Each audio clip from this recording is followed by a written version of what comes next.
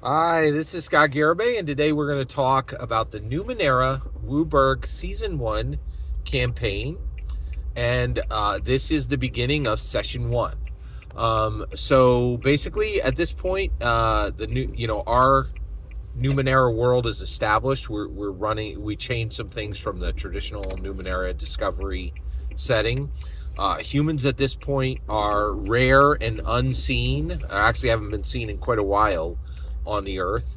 And we start with our player character, who is currently about to be the only walking human on the planet, right? And he wakes up in the Onyx Sanctuary. So this is in the mountainous area, and it's in a dry mesa area where there is no one there. And he wakes up in this place called the Onyx Sanctuary.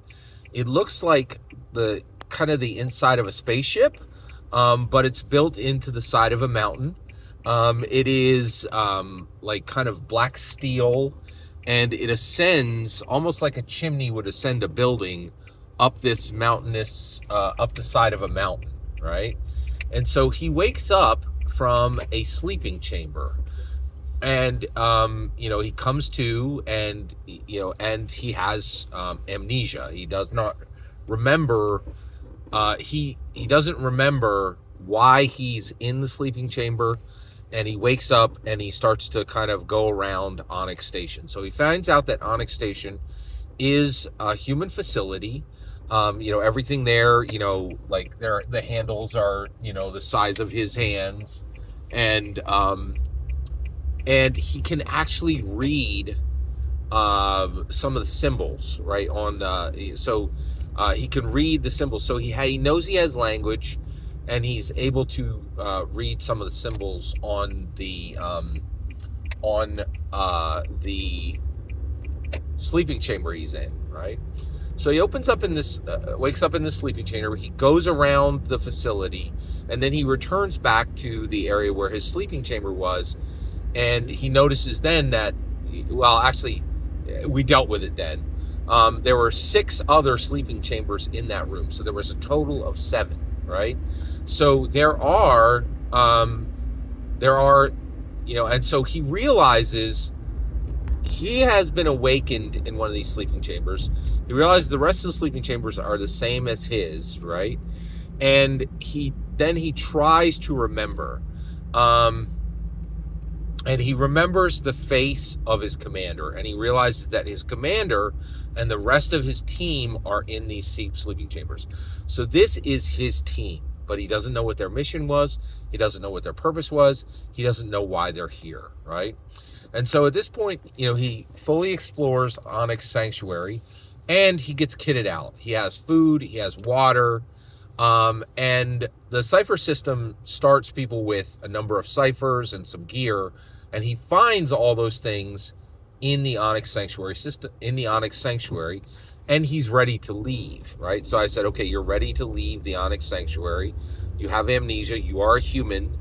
You don't know this yet, but you're the only human on this planet. We have already talked through and established the living sentient species that still live 1 billion years after right now, right?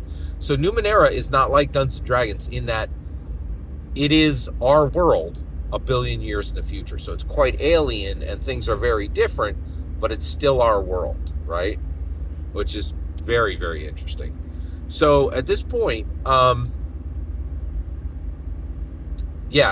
also there have been 3 ages, and the Numenera are alien, and the Numenera in our world, it's aliens, magic, and nano, all of which have technology which can transform things and make things very different. And all 3 of them have had an age in our Numenera world, right? All right, so at this point, I said, okay, do you want to wake up the other 6 people, right? And he says, yes.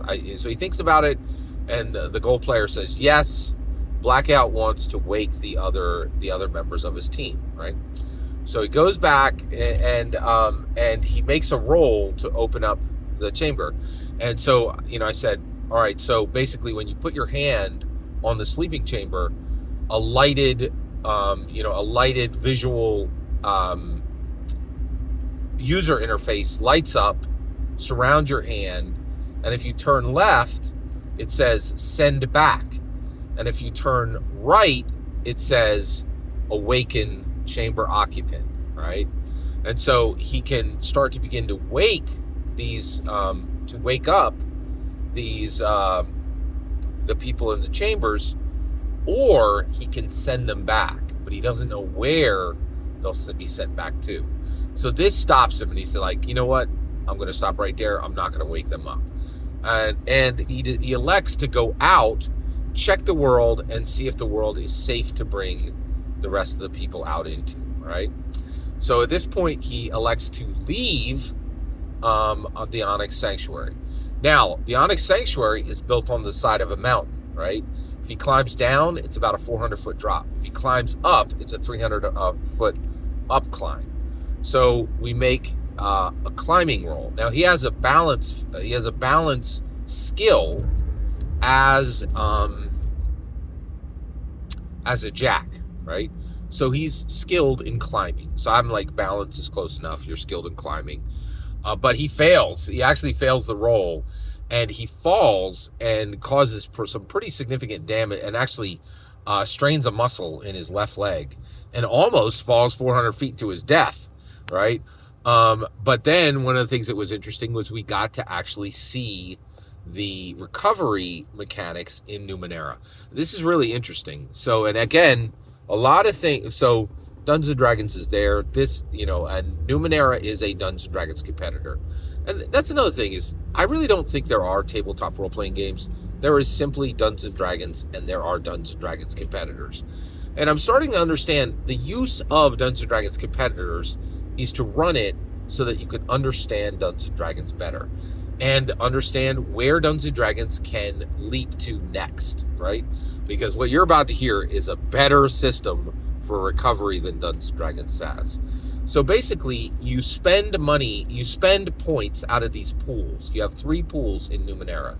You have might, speed, and intellect. At this point, he spent like 2 points out of, actually, he injured himself, and that took 7 points out of his pool of 17 points that he has for speed, right? Now, he needs to get that back, right? So he's going to roll a 1d6 plus his tier. He's starting at first tier, so that's going to be a 1d6 plus 1, right? So he rolls a 2 and gets that, and gets a plus 1 to that, so that's 3, which means that he gets half of that material back. Now, that recovery, he could do a recovery roll immediately, right? Then he could do another recovery roll 10 minutes later. Then he can do another recovery roll 1 hour later. And then he needs a full 12-hour rest in order to get a recovery roll. So you can get up to 4 recovery rolls in a single day, right? And each one takes a longer period of time to reach that recovery roll. This is brilliant. It's extremely well handled, right? And so Blackout is able to recover. He recovers about half of his injury in the first, in his immediate instant roll, and then 1 hour later gets the rest back, right? Now, if you're very low on your might, your speed, and your intellect, you might not be able to recover it all back in a day. So that's interesting, because in Dungeons & Dragons, if you can just make it through a full day, you'll get full hit points again, which is, an incredibly generous, it rewards adventurous play, right? Whereas Numenera, it does not reward adventurous play as much as Dungeons & Dragons does. It's saying you need to be smarter, you need to take less risks, which generally is going to mean that you're, doing, you're going to take less risks, right? So that is significant. I thought, so that is a significant change from Dungeons & Dragons. But I was pretty impressed overall with, with how Numenera handles its recovery, right? So at this point, he takes his time, actually, and so he tries again, right, to scale up to the top, and is able to climb the 300 feet up to the top of the mesa, And at that point, he's able to go into to actually begin traveling through the mountainous area.